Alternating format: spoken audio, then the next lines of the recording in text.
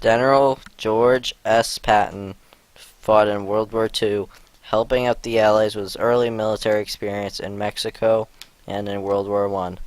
During World War II, he had done many things, like leading the amphibious operations in 1942 and fighting in battles like the Battle of the Bulge and commanding the Third Army on D-Day.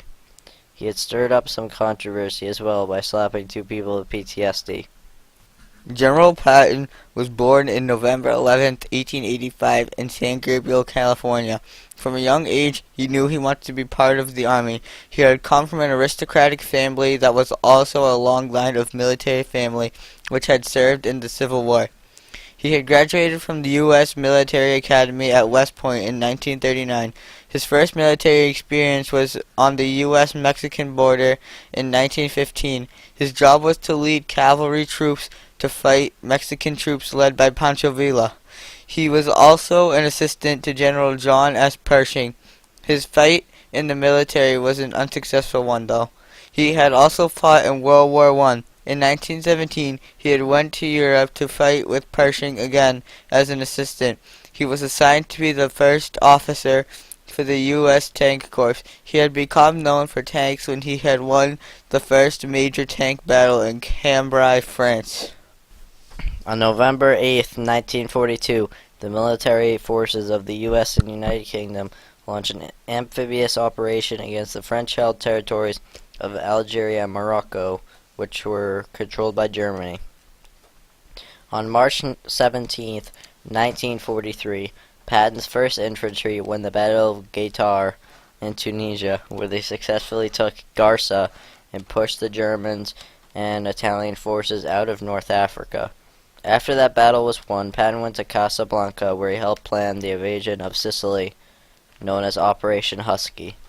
During Operation Husky, Patton came under scrutiny for slapping two young soldiers suffering from battle fatigue and put them back onto the front lines. This forced General Eisenhower to have Patton sit out of the war for 11 months after the operation. In the July of 1943, George Patton, as Lieutenant General, commanded the 7th Army in the Sicilian campaign and in 38 days captured Palermo and 3 other cities. George Patton commanded 32,000 troops in North Africa, and this operation allowed the U.S. to build up its army for other Allied operations in 1944. Algeria and Morocco were crucial to the war efforts because the Germans were holding the Mediterranean Sea, and the Allies would have little to no sea transport until it was free of the Axis control. The move against North Africa benefited from the fact that the Axis powers were more focused on the Soviet Union and elsewhere. General Patton was in charge of the 7th Army and swept through North Africa and Sicily. June 6, 1944, D-Day. General Patton took command of the Third Army using blitz tactics. Under Patton's lead, the Third Army covered more distance, crossed more rivers, liberated the most friendly territory, and captured the most prisoners of war compared to any similar army in history. On August 31st, 1944, Patton's Third Army had ran out of fuel outside of Metz, France, near the river of Moselle. Patton had thought that fuel and supplies would be taken care of by the theater commanders. General Eisenhower had thought the 21st Army was the top priority for supplies. By late September, a German panzer counterattack was sent to stop General Patton. The U.S. 4th Army Division had defeated the counterattack. Patton was told to stay in place by Eisenhower, even though they had won, because they had stopped the Germans and thought that their panzer attack was successful in that November. General Patton led the charge to the city of Metz and captured it in about a month. December 13th. In that same December, the Germans launched a counteroffensive in the Ardennes forest in the Battle of the Bulge. General Patton led his troops 100 miles north to relieve the besieged Bastogne and ended the Germans' drive and last chance in the war.